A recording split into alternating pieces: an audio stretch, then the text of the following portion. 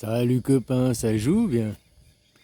Bah oui, il paraît que je suis encore tombé ce matin sur un reportage là où il y a un autre, parce que c'est pas une théorie de moi, hein, il paraît que le régime iranien il était sur le point de chuter et c'est pour ça qu'Israël il a intervenu à faire la guerre. Le régime iranien qui est en place, les Hezbollah, la Hezbollah machin, je te dis, ils sont copains avec Israël. C'est des faux ennemis.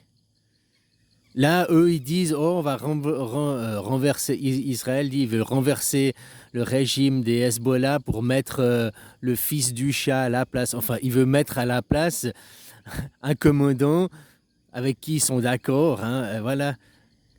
C'est-à-dire qu'il paraît qu'en Iran, le régime était sur le point de tomber, non pas par Israël, non pas par les Iraniens. Parce que les Iraniens, ils sont aussi en révolution. Enfin, en révolution, ils sont contre les Hezbollah, ils veulent pas la guerre, ils veulent pas être entraînés dans cette guerre. Et il paraît que un mouvement comme les Gilets jaunes en Iran était sur le point de faire tomber le mouvement des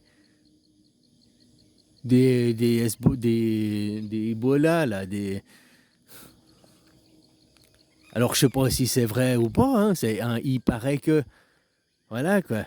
Hier, j'ai entendu cette théorie sur un mec, puis elle me semblait assez plausible. Et puis ce matin, un autre a la même théorie aussi, qu'en Iran, un mouvement contestataire du peuple, pas d'un parti politique, pas d'un, tu vois, un genre de truc des gilets jaunes, était en train sur le point de faire surface et faire tomber, déstabiliser le régime. Peut-être qu'il faisait pas tomber le régime, hein, mais peut-être ça déstabilise le.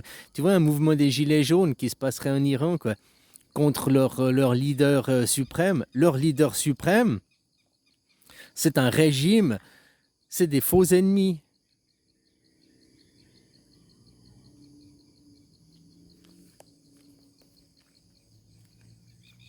Les Israéliens dans la région, ils mettent en place que des gouvernements qui leur sont favorables. Ils ont détruit Saddam Hussein. Qu'est-ce qu'il y a eu après, quoi? Ils ont détruit Bachar al-Assad. Qu'est-ce qu'il y a eu après? Tu vois, ils déstabilisent les pays, ils déstabilisent ceux qui ne sont pas pour pro-Israël, quoi, pour mettre derrière de ceux qui vont être des dirigeants des gouvernements pro-Israël derrière, quoi.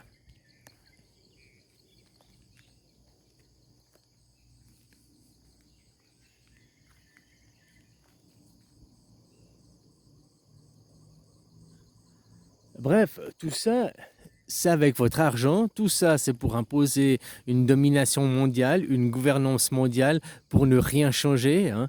Tout ça, si tu regardes l'extrême droite se mettre en place, parce que Israël, déjà, c'est pas un État, c'est même pas une nation, c'est l'État sans frontières. Donc, État sans frontières, un État qui est sans frontières, c'est que t'es pas un État déjà. Hein.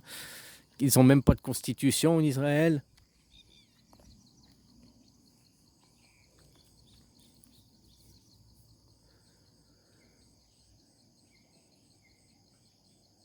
En Iran, c'est aussi les Hezbollah, là, les chefs guides spirituels, machin et tout. C'est aussi un système de droite, quoi. C'est pas le peuple qui a le pouvoir, c'est pas une démocratie. Tu comprends? Israël n'est pas une démocratie. La France n'est même pas une démocratie. Il faudra aussi commencer à réaliser ça, les gens. Vous ne vivez pas en démocratie.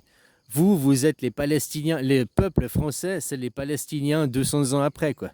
Tu regardes aujourd'hui ce qu'ils font en Palestine, eh ben, c'est ce qui s'est passé, vous, à la Révolution française. Hein. Ils sont venus, ils ont coupé la tête du roi, et puis ils ont installé Et puis depuis, il y a des citoyens de seconde zone. Les citoyens français, ils n'ont pas le droit de vote.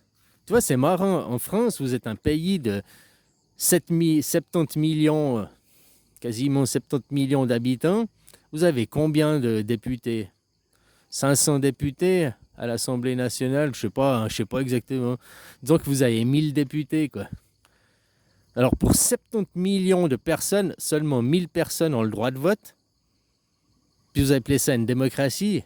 Nous, en Suisse, on est 8 millions, et puis il y a 6 millions de gens qui ont le droit de vote, quoi.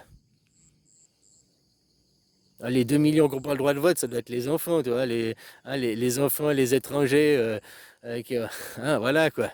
Autrement, tu comprends ce que c'est la démocratie? Vous êtes 70 millions, et il y a seulement 1000 personnes qui ont le droit de vote. Et vous osez appeler ça une démocratie? Une démocratie, c'est quand tous les citoyens participent à élaborer les lois. Moi, j'ai le droit de vote. De ce point de vue-là, au point de vue d'un Français, je suis un élu, je suis un député de l'Assemblée nationale. J'ai le droit de voter les lois, moi.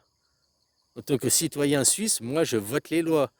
Je suis un député de l'Assemblée nationale en tant que citoyen. C'est là mon statut. Tu veux voir les statuts, machin et tout. Un citoyen lambda suisse a les mêmes statuts qu'un député de l'Assemblée nationale. Il a le droit de voter les lois.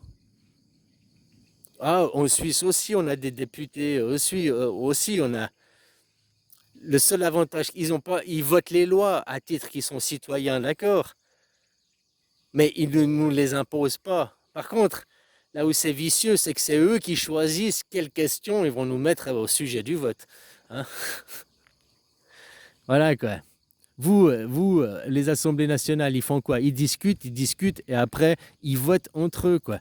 Nous, ils font la même chose. Ils discutent, sauf qu'après, ils mettent les sujets aux votations au peuple. Pas tout, hein, c'est une démocratie semi-directe. Ils ont une marge de manœuvre où ils peuvent faire sans consulter le peuple aussi. Hein. Voilà. Il y a moyen de parfaire là-bas. Mais si vous, déjà, les Amériques, la France, des pays dits démocratie, vous étiez déjà au niveau suisse, quoi. Enfin, on pourrait dire que vous êtes en démocratie. Mais autrement, la démocratie représentative est un système de dictature. Hein. Les deux systèmes politiques où tous les citoyens participent à élaborer les lois, la démocratie, tous les citoyens. Ou alors, un chef, une junte, un petit groupe décide des lois pour les autres. Alors quand vous avez 1000 députés qui votent les lois, qui décident les lois pour 70 millions de personnes, c'est pas une démocratie. Hein. Ça ressemble plutôt à la définition de la dictature. Un petit groupe, une junte militaire, un président, un roi décide, a le pouvoir pour les autres, quoi, et impose aux autres. Quoi. Ah, mais c'est pas une dictature, on n'a pas l'armée. En plus, c'est ça, vous êtes. Contre les Gilets jaunes, Macron il a envoyé qui? Les CRS. Les CRS, c'est un corps de l'armée. La gendarmerie, ça appartient non pas à la police nationale, la gendarmerie. La gendarmerie, c'est un corps de l'armée. Donc quand on envoie la gendarmerie, quand on envoie les CRS face au peuple, il envoie l'armée face à ses citoyens. Il n'envoie pas la police. Ah, c'est des CRS, c'est la police. Ça, c'est vous, parce qu'ils sont habillés en bleu, parce qu'on vous a programmé le cerveau. Mais en réalité, les CRS, la gendarmerie, c'est l'armée. Donc, quand c'est la gendarmerie, c'est les CRS qui sont envoyés face au peuple, c'est l'armée envoyée face au peuple. Comme il y a des pays d'Afrique, hein, il y a des le grand dictateur, il envoie l'armée pour faire la répression sur le peuple. Ben, Macron, il envoie l'armée faire la répression sur les gilets jaunes. Il envoie l'armée faire la répression sur les manifestants. L'armée. Donc, c'est juste qu'ils n'ont pas le costume militaire. Ils ont un costume de pingouin, là, d'homme d'affaires. Hein, le costume, voilà. C'est tout, il manque juste les médailles qui ne sont pas affichées, puis les grades sur l'épaulette. Mais c'est un costume, c'est le costume, c'est la même chose, quoi.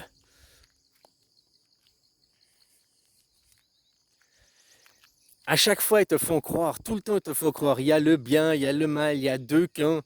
Il y a le camp des communistes, il y a le camp des démocrates, tu dois choisir. À chaque fois, ils te font choisir deux camps. Mais c'est faux. C'est faux. Ça, c'est du pipeau. C'est pour les blaireaux qui font choisir deux camps. Parce qu'il n'y a jamais deux camps. C'est pas la gauche et la droite. En réalité, c'est les riches et les pauvres. Il n'existe que ça comme classe, comme guerre. Les riches veulent nous dominer. Pour les riches, on est dégueu, on est de la merde. Eux, se sont devenus riches, c'est parce que c'est...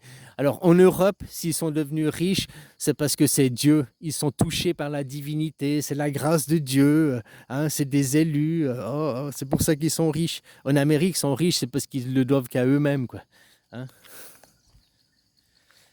Ben, c'est la même philosophie, quoi.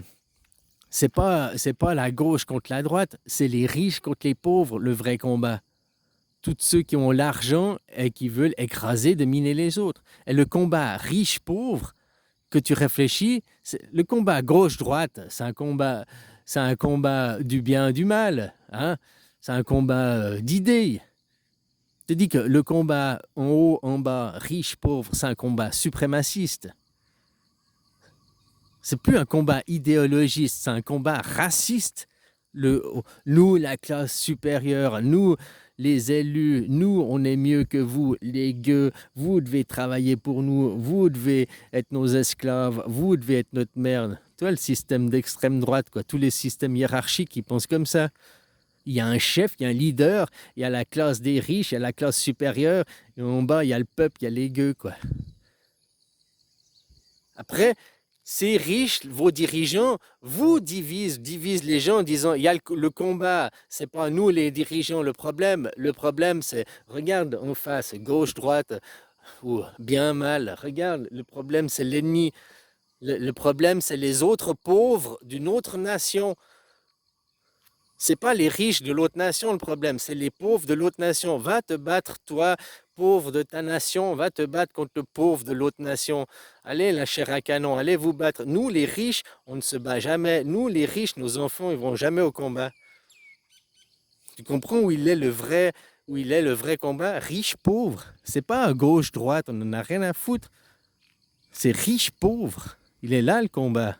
Le vrai combat, quoi. Puis maintenant, tu vois avec Corona, est-ce que c'est les pauvres? Non, les riches, on va vous vacciner. Vous devez payer, quoi. Hein? Les riches qui sont contre le gouvernement.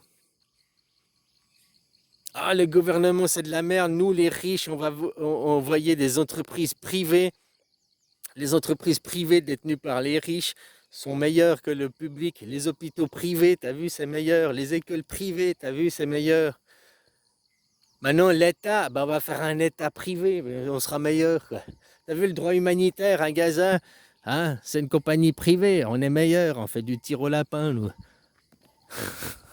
Chaque jour, il y a de moins en moins de gens qui viennent demander l'aide humanitaire. T'as vu? On a réussi à régler le problème, hein?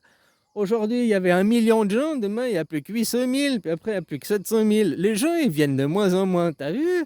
Ah, comme quoi, ils n'ont plus besoin d'aide. Ils se font tirer comme des lapins, quoi. Hein? C'est une honte, quoi.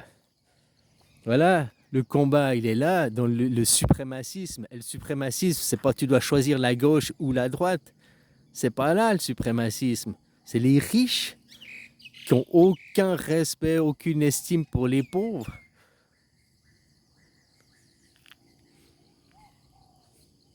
Et le pire, c'est que tous les pauvres défendent, bec les ongles, les riches, ils défendent leur patron, ils défendent l'argent, quoi. Parce qu'ils espèrent tous un jour avoir l'argent, quoi. Enfin voilà, quoi. Allez, bisous, copain.